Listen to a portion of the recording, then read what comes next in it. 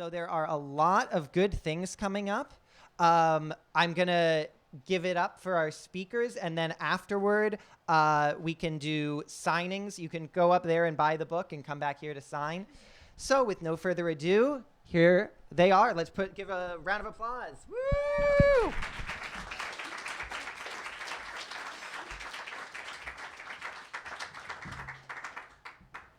Well, hello and good evening. Thanks for coming out. It's nice to see so many familiar faces and new faces here, and I want to thank John for making the trip down here.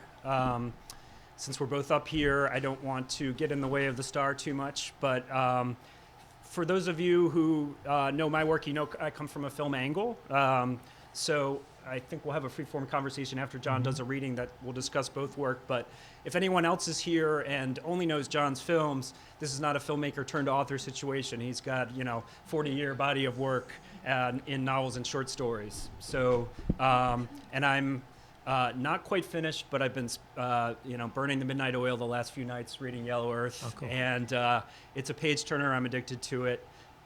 If you know films like Lone Star, Matewan, and Sunshine State, this is that kind of film. This is that kind of book, rather, and very cinematic in its language. It's a portrait of a community. It integrates history and politics into an extremely compelling narrative with an incredible readability and balance. That like I said, I'm hooked. So. I think most of you probably have some awareness of John's work in the past, so I won't say too much about his many accomplishments, but he's really just a hero of independent film, and it's a thrill to meet him. So I'm going to turn it over to John to say hello and read from Yellow Earth. Hi. Thank you. Thanks for coming, everybody. So Yellow Earth is a novel I've written that is inspired by the boom and bust of shale oil extraction that happened up in the Bakken Range, which is mostly in the state of North Dakota. A little bit leaks into some of the neighboring states and into Canada. That happened kind of between 2027 and 2012.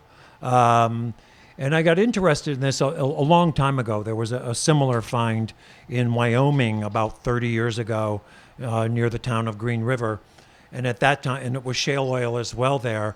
At that time, they didn't really have the technology down, so it was a rather short boom and bust because they realized they didn't know what they were doing and they were losing money like crazy. And so they left very quickly, and they left an enormous mess. My last book, Moment in the Sun, begins in 1897 during the Yukon Gold Rush. And that was a similar situation, except there wasn't a town or a city there. It was just flat frozen ground. And within a week, there were 10,000 people in tents, all hoping to get rich.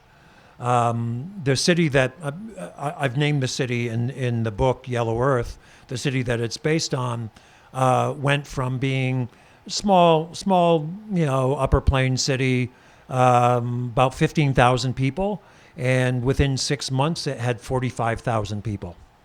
And most of those 30,000 people were young men without families or women, and their camp followers. And so there was incredible stress on the place in the book as well as in real life. The city was neighbors to an Indian reservation, which also had shale oil under it, and a very complicated political and real estate situation. And it was one of those reservations that after the Dawes Act was kind of checkerboarded. So maybe only a little over half of the land there was owned by Native Americans, and the rest was owned by outsiders and white people or other people who were not on the tribal enrollment. So that got very complicated. The chairman of their tribal council decided it was the way for them to get the federal government off their back, and his slogan was sovereignty by the barrel. And he kind of opened his arms wide for the oil companies to come and do whatever they wanted, which didn't turn out so well. So one of the impact of this kind of feeding frenzy affects, I think, the people who lived there before more than anybody else. And some of them do very well. They start to make a lot more money than they used to for the same or even less work. And then there are some people who, like teachers and law enforcement people, who are on fixed incomes, and all of a sudden they have to deal with a lot more. They're getting paid the same, and they're not getting any new help. So the sheriff doesn't get a new deputy. The traffic control people don't get any new employees. The teachers have to deal with, it takes 3 times as long just to get to work because, there's a traffic jam on what used to be a country road.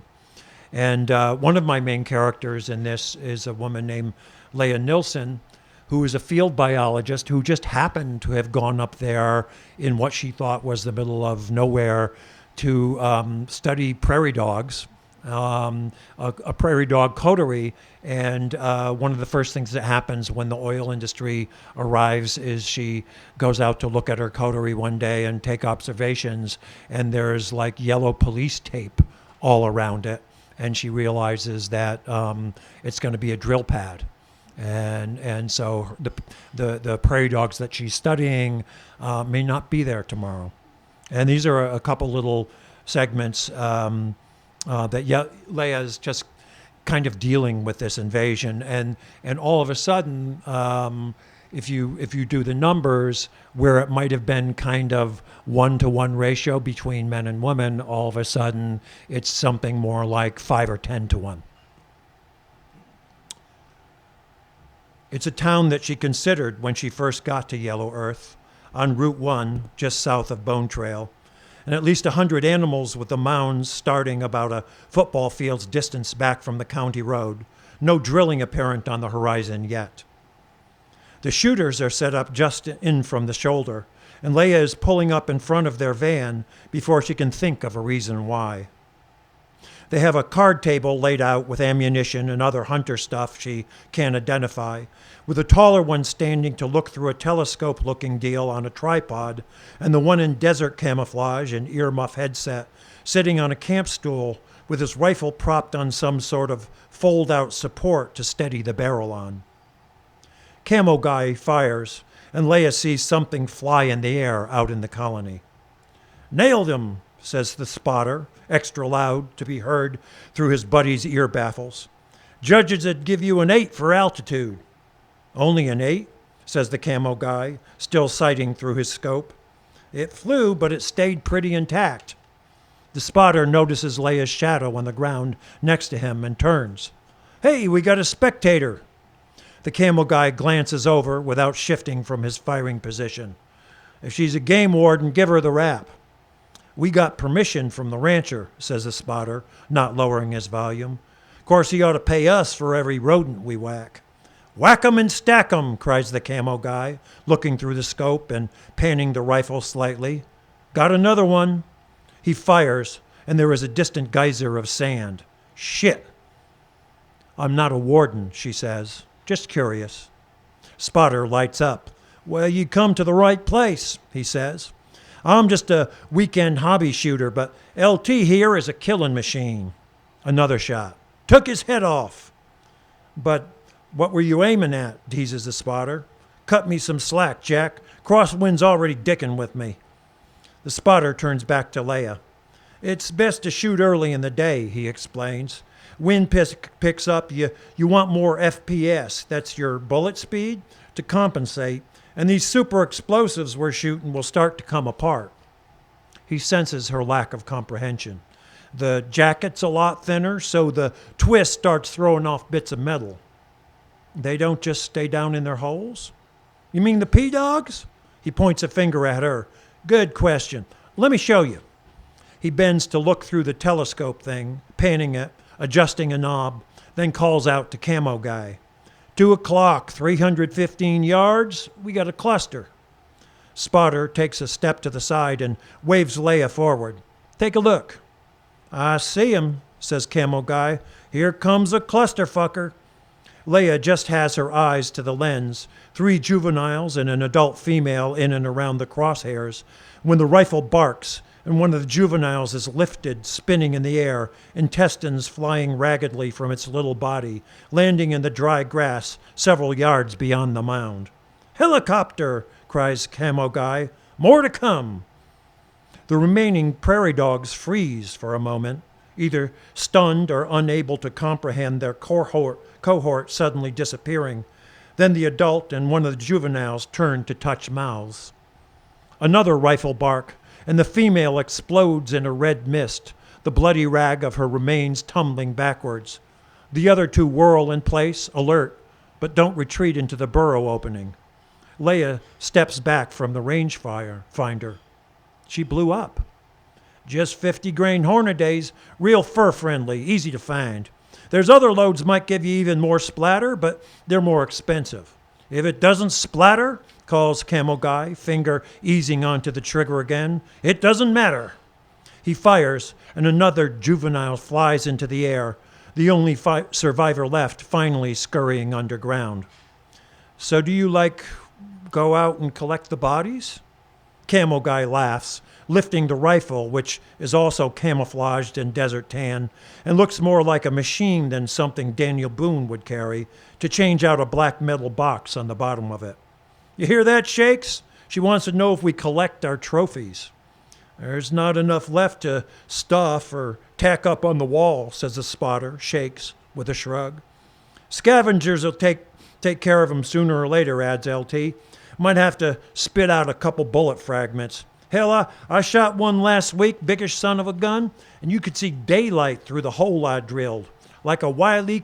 Coyote cartoon, except with blood." "So this is not considered overkill?" She sees something change in Spotter's eyes. "You understand, miss, that these are pests. Like as not, they got the plague. And tearing them apart is part of the fun of it?" The toothy smile loses some of its wattage. "You don't shoot."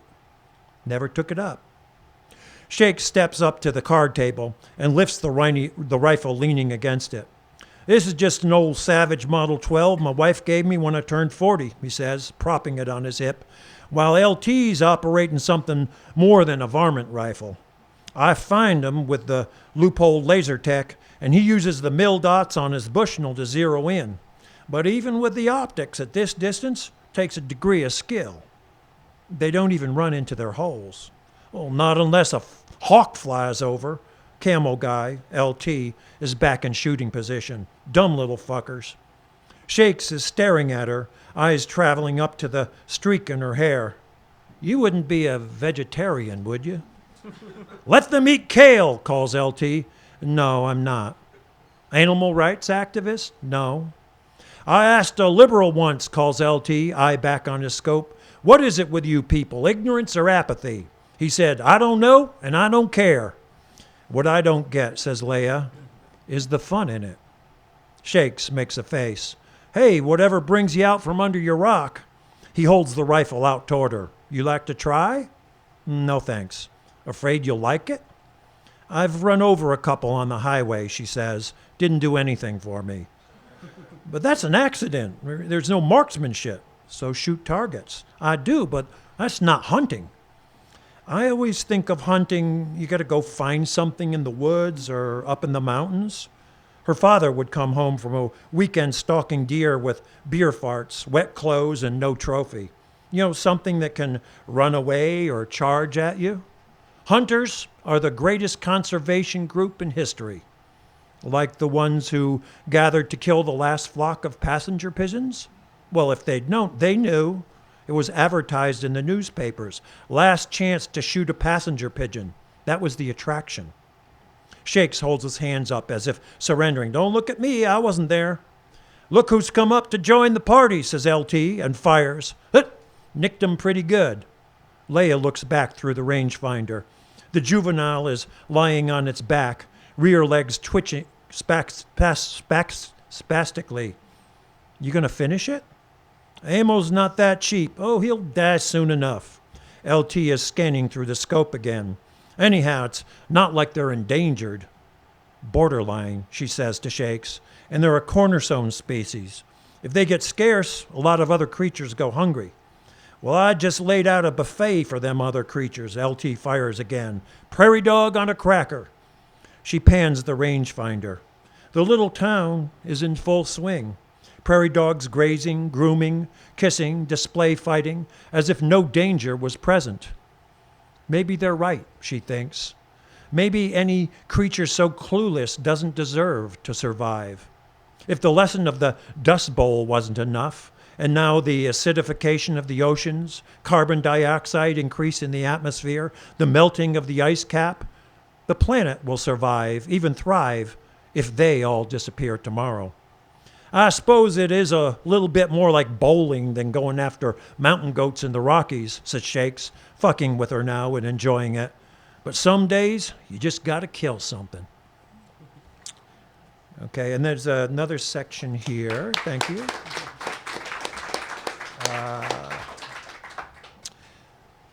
She's been in this place about a year, and halfway through her field biology program, where she has a grant, which is how she introduced. I have a grant,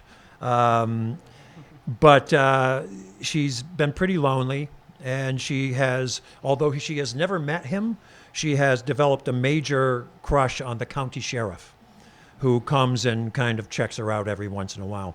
And this is a chapter where she's into a diner that she used to go and sit alone all the time. That used to be, she would be maybe the only person in there. And now, because of this invasion of oil business workers, is totally crowded. And her only way of dealing with it is to treat them like her prairie dogs. Subject A, rear quadrant. OB, D, ogling behavior, demonstrative. Body parts employed, torso, head, facial features, hands. On departure of acne-scarred but passably nubile teenage waitress, subject tilts head sideways in exaggerated manner, eyes fixed on hindquarters of aforementioned overworked service person, attempting to bug them out in imitation of gawking cartoon wolf.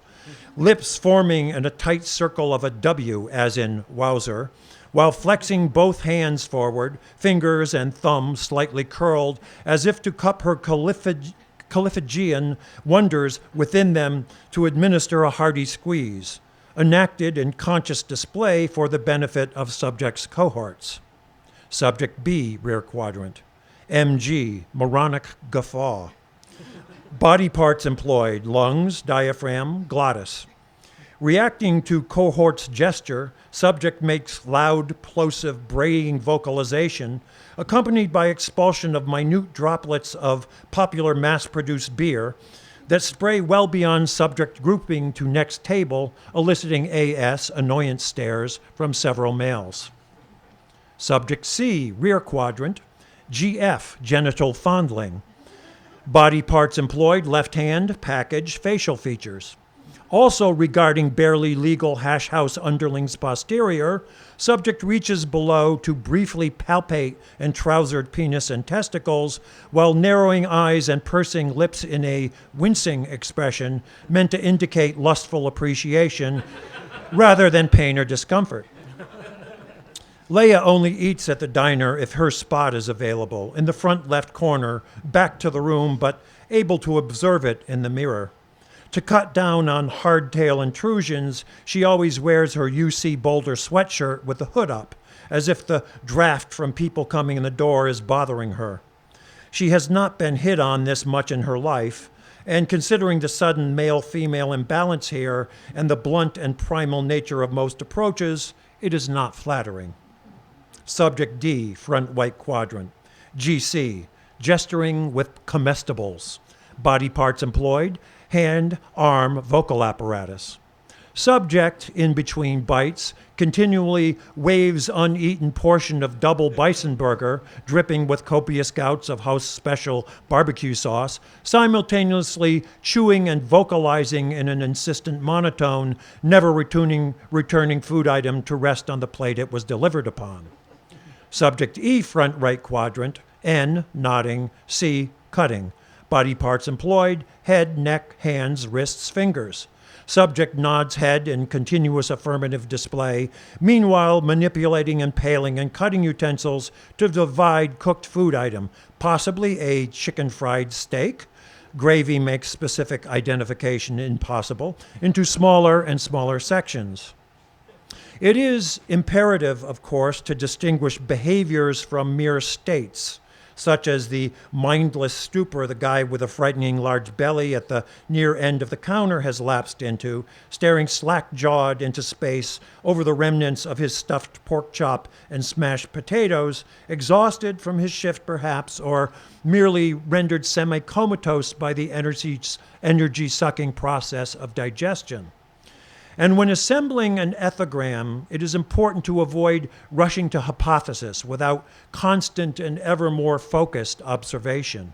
Mental snapshots, or in this technologically enhanced age, video recordings, of a subject's activity taken at 5-minute interviews must be compared to the field results of other researchers, must be placed within a broader context before they may be interpreted as typical of a species. Just because the present customers appear to be a herd of belching, loudmouth, nut-scratching yahoos, as they appeared to be yesterday and the day before, does not preclude the possibility that some unnatural setting or circumstance has exerted an undue effect, like caged bonobos at the zoo. Leia picks at her Weight Watchers special, which involves cottage cheese and iceberg lettuce, and writes into the scan sample book at 5-minute intervals, hoping the appearance of work and concentration will discourage any roughneck able to see beneath the hood in her reflection and ascertain that, yes, she possesses human-like features and a vagina. If the hood comes down, they always say something about her streaks, having to do with Cruella de Vil or various woodland animals, and leading to they are really sexy, and would you like to see my truck? It is illogical, perhaps, to wear your hair in a style not commonly seen locally if your purpose is to remain unnoticed, but perhaps it will eventually work like the coloration of the ladybud, Cocinellidae, whose black spots on shiny red carapace and vile taste mitigate against predation. Stay clear of the one with the yellow stripe, she imagines the verdict. She'll bite your head off. But eating alone back in her room or in the rental car has its limits. Subject F, front left quadrant. OO, obscenity overload. Body parts employed, wrist, right index finger, vocal apparatus.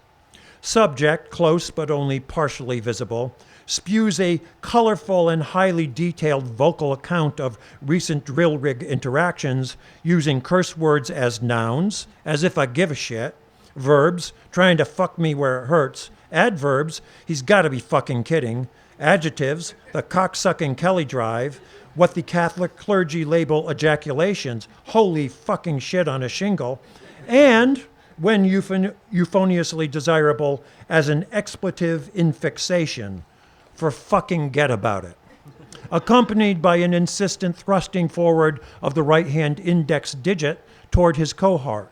An EPM, expletives per minute, score of 23 was registered, 28 if euphemisms such as Hershey Highway and choking the monkey are included. Subject G, front left quadrant, RG, ruminant grazing. Body parts employed, hand, wrists, fingers, maxillary, and mandibular musculature. Subject relentlessly chews mouthfuls of coleslaw and chicken fingers, anatomically improbable but ubiquitous on regional menus, with an expression of slight perplexity on his face, as if the over-masticated food might provoke a thought or even a response to his cohort's obscene screed. Her room, in a private house formerly occupied by elderly cat lovers, comes with kitchen and bathroom privileges, a parking spot out back, and a view of the now non-stop traffic on the main road through Yellow Earth. The owner insisted, before the boom exploded, on a 1-year lease, which he is now trying to break. Smaller rooms here are going for 3 times the rate. Solo field work is often a challenge. with difficulties of language and culture, inclement weather, local mistrust, or even sabotage of long-term studies. But this has been a special kind of hell. What was meant to be a year of quiet observation turned into a kind of furtive survival test at the edge of a combat zone. A bait and switch no more expected than finding Bobby Fischer, a Nabib tiger snake and particular favorite of her former boyfriend's, coiled in her underwear drawer back in Boulder. Then he comes in. Pretty much true to pattern, 10 of 2, heading straight to the counter. The height, the walk, the slightly haunted look, the casual but professional glance around the room. Subject H for hunk. LG, looking good. Body parts employed, I can't get past the eyes. Subject sits on counter stool and removes hat before speaking to waitress. 97% of other males present are eating with lids still affixed, with the logos of college and professional sports teams, heavy equipment manufacturers, or beer brands most common on their crowns. Swivels to observe room after making order, as previously observed, wearing badge but without gun, more often termed pistol or sidearm by militaristic local hardtails. There is always plenty of display in the diner, but so far no overt aggression, punching, biting, clawing, assault with utensils, at least not while she's been inside.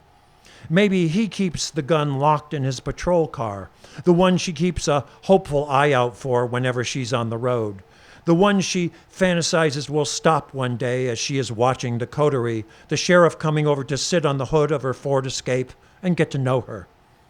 It doesn't seem judgmental, his gaze, or censorious, just a mildly interested inventory of the players in the room, always crowded now with pre- and post-shift workers scarfing down their meals and leaving piles of crumpled cash behind, putting the waitresses through 20 questions and tipping big. Leia's cyber-stalking has come up with only a name, Will Crowder, and so far no wife or children, just some mentions of arresting or investigating officer, some high school sports triumphs further back. He looks to be what she hopes is no more than 10 or 12 years older than she is, broad at the shoulder, narrow at the hip, and surprisingly soft-spoken, at least the one time she got close enough to hear. His eyes connect with hers in the mirror for a second, no more than that, then move on. He has a pair of sunglasses hung in his shirt pocket, but doesn't wear them in here, hiding nothing. The trick with an ethnogram is in dividing up what can only be a partial and possibly random record of behavior into a meaningful pattern, all in an attempt to know the focal organism, to understand how it will likely react in a given situation, to understand its passions and priorities. The most common downfall is, of course, projecting assumed or desired motives onto the individual, what Professor Blake called wishful narrative. One must remain alert but detached, observe and record without seeking order or connection. But he looks like he might be nice.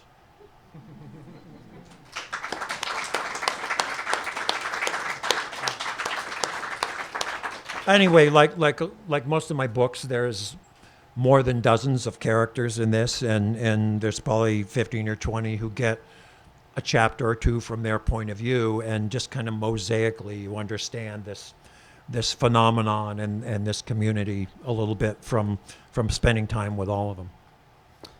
That's well, wonderful. Thank you for that reading. Yeah, that's pretty much exactly what I wanted to zoom in on about your work, and particularly this novel. Is it seems like it began with this fascination with issue and a place under remarkable pressure and transformation, and surely a lot of research went into understanding the technologies, which are very well explained here, in extracting the oil, the political issues, both on the local politics level, in terms of navigating the issues involved in indigenous land.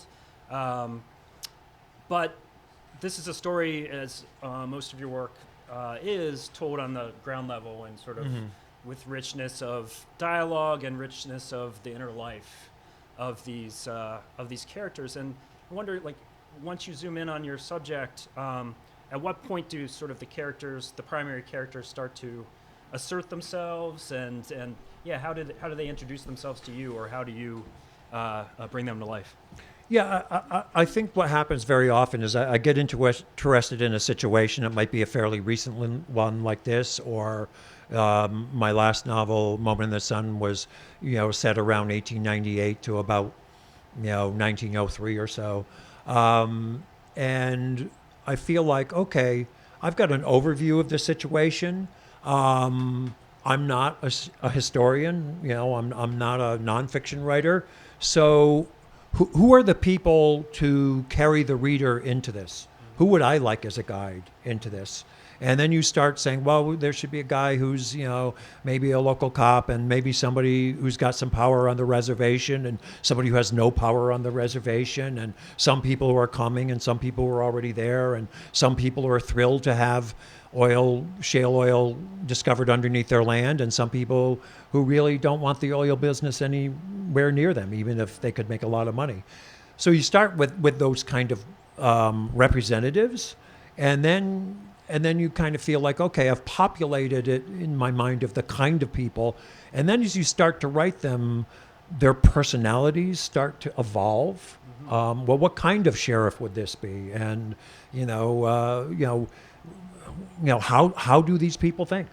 If you can do this job over and over, at the very beginning of the book, you meet a landsman, and a landsman is a kind of salesman, but he's not actually selling you something. He wants to buy a lease on the mineral rights beneath your property, and he talks a really good game, and he's really friendly, and he's really sincere, and he's always saying, this is not a you and me situation. This is an us situation, and we're going to give you a signing bonus, and then you're going to get a percentage. You're going to make 10% of every dollar that we pull out of the ground. You're going to get 10% of it, and then you realize that if he does his job well, somebody signs right away, because in a week they'll want 15%. And a week after that, they'll want 25%. So he can walk out of somebody's kitchen or living room having saved his company $500,000 that this person doesn't get. How do you do that day after day and not feel like a rip-off artist and stay friendly? And there must be a mechanism. It's like most good spies. They're kind of people that people like. And they actually like some of the people that they sell out, or maybe even have to kill, and that part of their personality stays on the surface, but there is this agenda underneath it. And that's how, who could this person be? If I'm going to have it be a pole dancer, one of my main characters is a pole dancer. Is it a veteran of the circuit, or is somebody who's doing it for the first time? Mm-hmm. Where can that person take me that I want to go? And then you start, once you have the characters and they've started to develop some personalities, you start putting them in a room together, and stuff happens. And I don't want to seem too mystical about this, but there's a certain point when you start to write something and the character almost says, I wouldn't do that. and because you've started down a certain road and you try to go this way, and it just doesn't make sense for that character in your head. And did your research for writing this involve going to the community that inspired it? And did you meet any of these oil salesmen, as it were? What's very interesting now is that as opposed to, I started writing books. I was very lucky. I got a novel published when I was 25 years old in 1975. And research then was either in the library, or you hitchhiked, in my case, to the place, and you had to hang out there. I still do a certain amount of that. I've been to this city actually before the oil boom hit. There's so much more you can do nowadays virtually. Mm-hmm. If you want to know how to make fry bread in an ashkenabe, there's somebody who will tell you how to do it. If you want to know how to skin a muskrat, there's at least 3 really good videos. The first little chapter I read you, there are innumerable prairie dog snuff films if you go on, YouTube. And you can see them in slow motion sometimes. They're beautifully filmed, some of them, which, through a scope must not be that easy. So there's a lot of it you can do that way. And it's a great thing because people are sharing. And as they share, sometimes you get a hit on who they are and why they wanted to make their video. So there are I knew a lot about, what the deck workers in oil drilling did as far as traditional drilling and offshore drilling because of other research I'd done, but fracking was different. And there's guys who say, well, I'm going on my tour today and I'm going to turn my video on my phone and I got like 5 minutes before I go on and here's so-and-so and he does this job and they give you a little tour of, the day that they're actually doing the fracking or when they're making hole, when they're actually putting the drill pipe down. So quite a bit of my research ends up being that way. Yeah. In one of my previous, we have a long list of films we've tried to make and never raised the money for. And one of them was a story about the Carlisle Indian School in 1890 and looking for funding that brought us to a lot of reservations that had casinos because some of them were interested in, not too many of them, but some of them were interested in putting money into cultural things. And through that, I met a bunch of Native American lawyers, and including a woman who had been the main lawyer for the reservation that I based my stuff in the book for. And we got a lot of information there, just right from the person. So it's a mix of stuff. Yeah. And then you just make some shit up. I think you might have just answered one of my questions, but when you're starting to develop a fascination with a subject, this is the next thing I'm working on, is there a sort of, because you have these parallel careers, do they tell you right away this is a film or this is a book, or?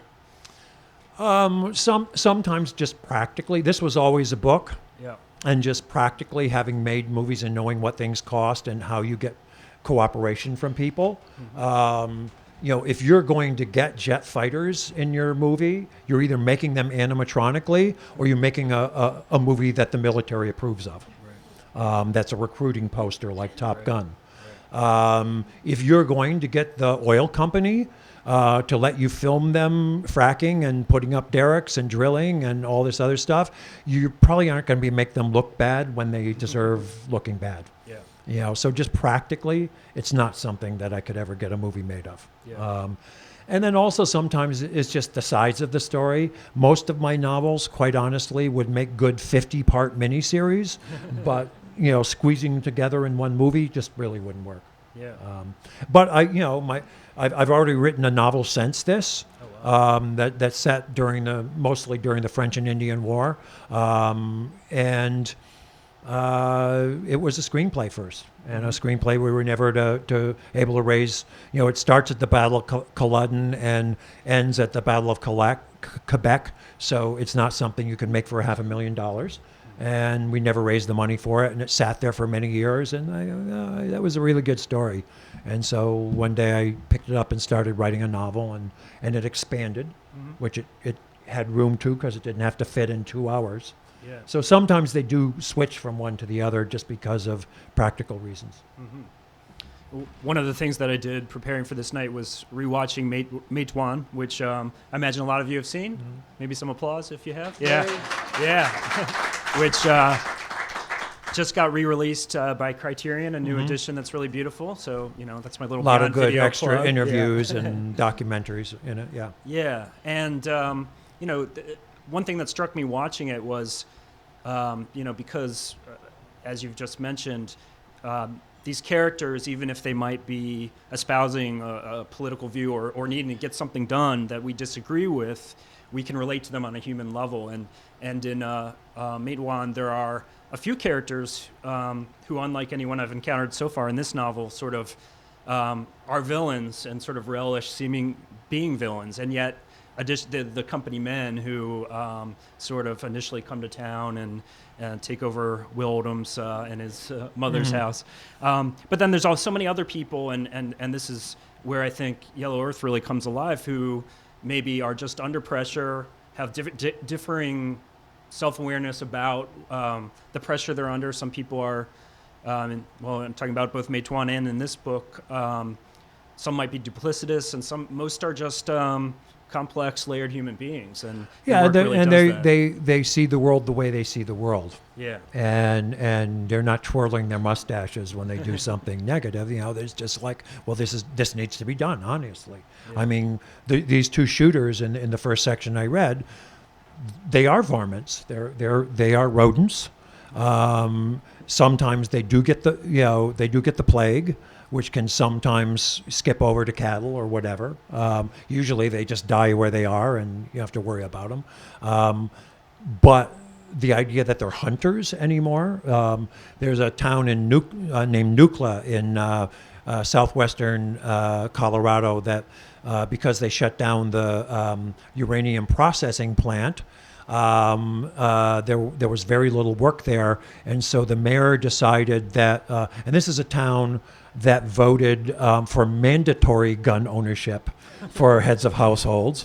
They didn't enforce it because they hated rules, but they said we just want to send a message to the world because the world is wondering what people are doing in Nucla. And for 3 years they had the international prairie dog shoot-off, where people would, pull up on flatbed trucks with those kind of bass fishing chairs and a cooler of beer and high-powered rifles and sit right across from a colony and see how many they could whack in one day. And it was called off the fourth year because of the plague, and there weren't enough prairie dogs to shoot anymore. I have to say, in the case of Meituan and in the case of the worst of the bad guys in Yellow Earth, those tend to be people who I am modeling most on somebody who was real.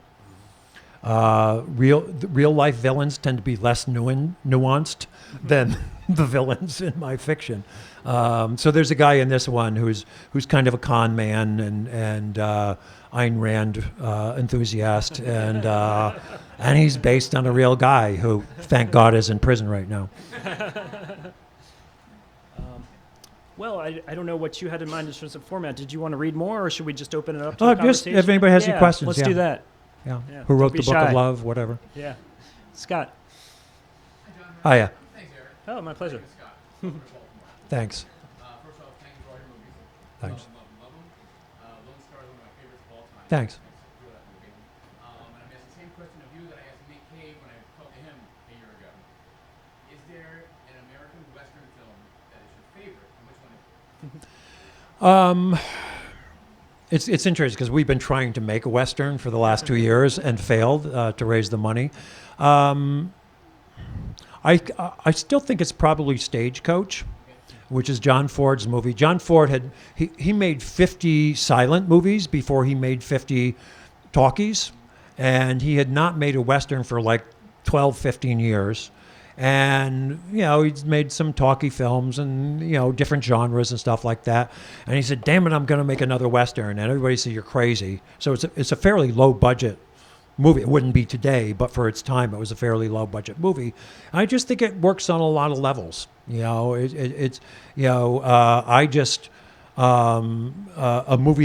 Mexican movie that I wrote called Sonora, which if you can get on, I think it's off of Apple TV or something like that. There's a streaming service called Pantaya, Pantaya, that plays this movie, and it's basically Stagecoach set in the state of Sonora in Mexico in 1931, when the governor of Sonora had been reading Mein Kampf in translation and decided that the pure Mexican race needed to be protected from all these Chinese people who had come in and started businesses. So there was literally a pogrom. At the time, Hoover had closed our border to all foreigners. So people who used to go to Baja, which was a territory then, from Sonora would go up to Tucson, across on our roads, down through Tijuana into Baja. And there are a bunch of these people, including Chinese people, who are fleeing, who have to get to Baja, and they have to take a taxi service when there's no road. So they have to drive in a taxi through the Sonoran Desert with an alcoholic Pima Indian as their guide, who ran it when he was a young man and thinks he can remember it if he concentrates really hard.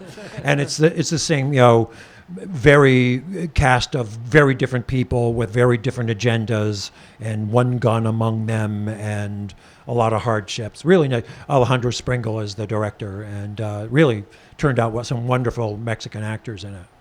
So I think that is my favorite. The movie we were trying to make is based on a story by kind of cowboy turned author Eugene Manlove Rhodes, who, among other things, coined the phrase "Land of Enchantment" because he was a New Mexican. And it was a story called Paso por Aquí that ran in the Saturday Evening Post in like 1925 and 1926. That would make a great movie. More questions, observations? Don't be shy. Yes. I'm just curious as to why you would find the battlefield and Indian reservations and places in that part of the country sort of fertile ground for the stories you want to tell. In other words, what particularly drew you there? And kind of back to your earlier question, how much time do you actually spend there developing the book? Yeah, it's interesting. I spent some time, as I said, before it happened. And so I kind of, when it happened, I said, I've been there. And it's one of those kind of drive-through places where the main highway goes through the main street, and the city hall is right there. And it used to be like, oh God, why'd they put in a traffic light? This is crazy. We could go 50 right through town, and you're through the strip mall. So what's to slow down for? And then within a couple months, when the oil business came there, you basically got in a line going 5 miles an hour, east or west, through town, crawling, because there was nothing but trucks in front of you and trucks behind you. And so if you lived there and you had to cross that road, you parked on one side and you ran across on foot and then walked the rest of the way. You did not cross in a car because it could be another hour out of your day. So I some of it was having been there in its pristine state. And then there were a lot of, national news feeds from there. So I started following it, and I'd always had this idea about writing something about a community like this. And then, because I often want it to be more than just that community, I start to mix in stuff from Green River, from the Yukon, from some of these other areas to make it a little bit more of a general story. So I've shot 3 movies in Mexico, but none of them are officially set in Mexico. They're set in an unnamed Latin American country because I want, I don't know enough about the specific culture and politics of Mexico, even though I know a lot about it because I've spent a lot of time there, to feel comfortable making a movie about it. And B, because I want it to be a little bit more universal than just what's going on in Mexico in whatever period I'm writing it. Sir. Thank you for being with us. Thanks. I'm always stuck at City Pub as a favorite. Mm-hmm. Thanks. Is there anything that you would attempt to do, or you commend other pictures or other works as far as the American urban situation? It certainly remains the same, but has certainly changed into more permutations. Yeah, I mean, it was an interesting time when we made City of Hope, which is a movie where you kind of, it's a eastern, former industrial city, which has fallen upon hard times like a lot of them. It's gotten to that point where there's so little left to steal that the white people are moving out, and so black people or Hispanic people might get to run it. So it's here. You can take the crumbs, whatever's left, but people are still having to deal with each other. I take credit sometimes for inventing the Obamas because Joe Morton and Angela Bassett play. He's a community organizer and she's really cool. I think you could make a movie every 5 years that would be kind of new. We're hoping to make a very low budget movie soon that I've written that's set in a similar city. This one, based around immigration.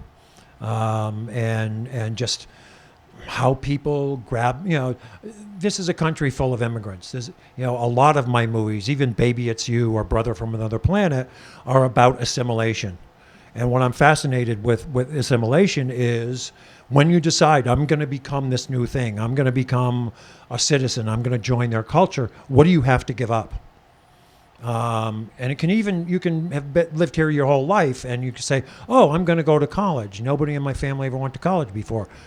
Do I have to act differently? Do I want to act differently? Do I want to shed all that? Kids who come off the Indian reservations, they often have this thing where they'll go to college somewhere and it's like, boy, this is a great opportunity. And then they start to miss the reservation and then they can start to feel like a traitor. You know, it's why the Indian college movement is, you know, having, you know, college degrees available on the reservation has become so important. So, you know, for me, immigration and assimilation are really, really interesting because there sometimes some of it is forced on you. You have to learn the language to get along, to get a job or whatever. And other times it's a choice.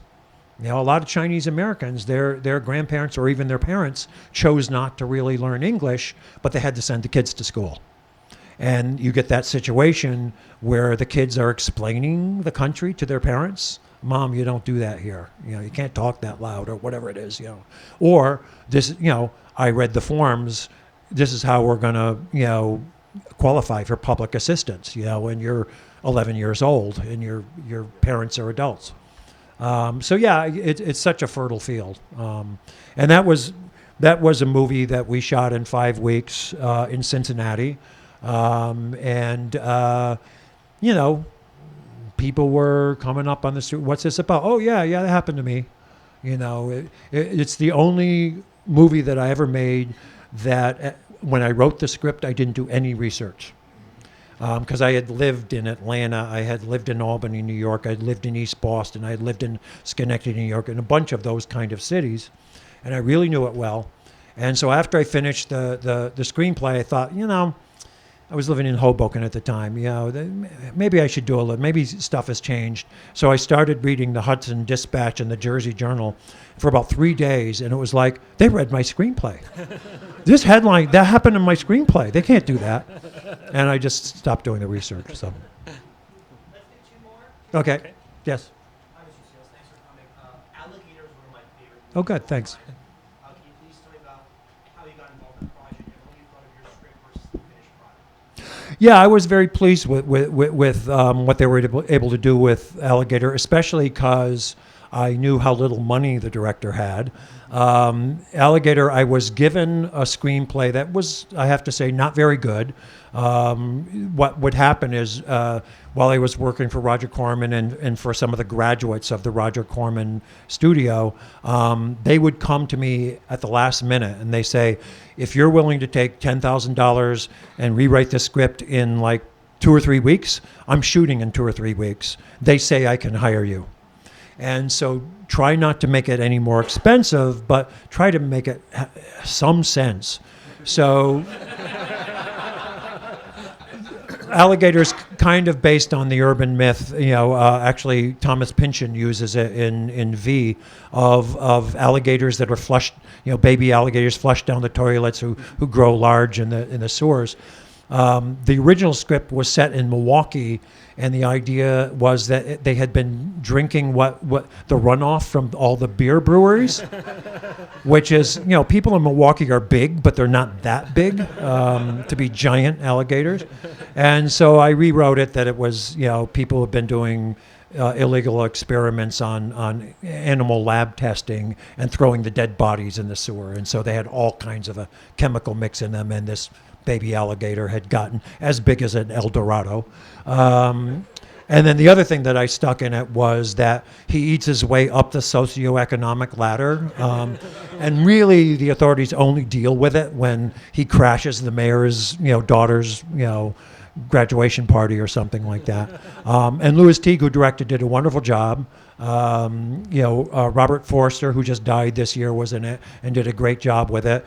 He was had some kind of early balding, and he had just had punch grafts done, and they were really pretty obvious. And so he said, you know, people are going to be looking at my forehead, so can my character say something about this? And so I wrote some dialogue where he talked about that. The main problem with that script was the ending. So I wrote an ending where it was exploded, and then they said to me, "Well, there's a problem. We have this, giant animatronic alligator that can do certain things, can move in certain directions, but we have promised it to the Gators, the Florida college football team, for their mascot, for halftime. So we can't destroy it." I said, "Well, can it drown?" And they said, "No, it can't go in the water." And I did. Yeah, I was bad, and I wrote one. Like cartoon ending where it exploded and alligator handbags rained down. So finally they did like a cutaway and they exploded a model of it and we got out of it. But it's one of my favorite of those movies that I wrote as far as the final product being close to what I wrote. One more? Yes. You have this amazing body of work and a track record. Why is it that when you have scripts or treatments, what is it that interferes with getting the financing? Basically, because the people read them and think we won't make money if we make this. We'll lose money. It's expensive to, even if we gave them the movie, to do a proper, even for a low budget movie, you're talking about $1 million or $2 million just to advertise it. So it's a big risk, and it's not my money, it's their money. So the last, 12 years, I don't think I've gotten any of other people's money. So the couple little movies we've been able to make had been with what I've made as a screenwriter. And I don't make as much as a screenwriter like everybody else in America. I'm working the same amount for less money. And quite honestly, if you work with professionals, with Screen Actors Guild actors and crew, it's more and more expensive to make any kind of movie. My last movie, Gopher Sisters, I had 4 weeks to shoot it. 64 locations in 2 countries, and I had wonderful actors, Edward James Olmos, Lisa Gay Hamilton, Yolanda Ross, really great actors, but we had no money left to distribute it. We couldn't get a distributor either. So it's just, it really kind of is about money. The other problem, just kind of personally, that I have is that I am older than any producer who's currently working. So I come into these studio meetings and they say, "Oh yeah, we had to watch one of your movies in film school." I know who you are. And there is a bias of you're not kind of young, hip, and now if you're not young. That's the first category. Well, I guess that's the time we have for this group conversation. But thank you so much, John, for being Thanks here. for coming, everybody. Of course, Red Emma's has Yellow Earth here. It's an A+ book. You do need to buy it. And if you got curious about John's body work as a filmmaker, we have him on our Great Directors Wall at Beyond Video. And I'm happy to sign books if anybody has a book to sign. Thank you for coming. So yeah, as far as signing goes, go back there. I'm going to run back there. I'll sell it to you. You come back up here and get it signed. The debate watch party is about to start. If you want to run up to that.